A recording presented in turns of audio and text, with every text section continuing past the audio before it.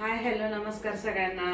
राम राम मंडळी, कशा आहात तुम्ही? मजेतच असाल, आम्ही पण मजेत आहे. हो. तर आणि आता आज आहे नवरात्रातली दुसरी माळ आणि आजचा रंग आहे लाल. तर आम्ही लाल कलरच्या साड्या घातलेल्या आहे. आमच्या साड्या कशा दिसत आहेत ते पण सांगा.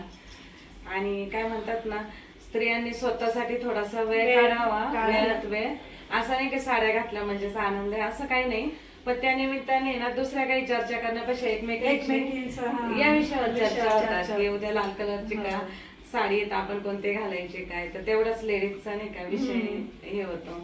आणि आता सगळ्यांचे उपवास चालू असतील, तर या उपवासात काही काहींचे फराळाचं करतात, पण मग एकच टाइम करतात.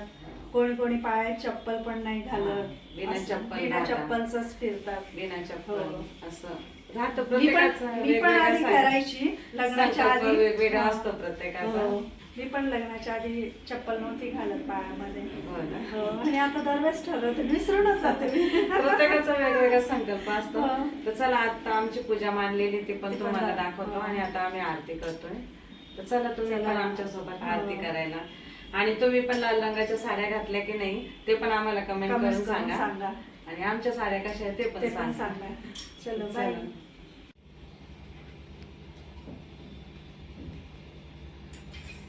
तर हे बघा, आमच्या इथे पण आम्ही अशा पद्धतीने घर बसवलेलं आहे. सगळं देवाचा दिवा लावलेला आहे, अखंड ज्योत लावलेली आहे. आता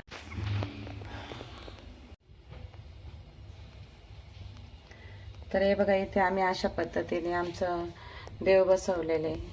अशा पद्धतीने घट बसवलेला आहे आणि हे आपले अखंड ज्योत चालू आहे.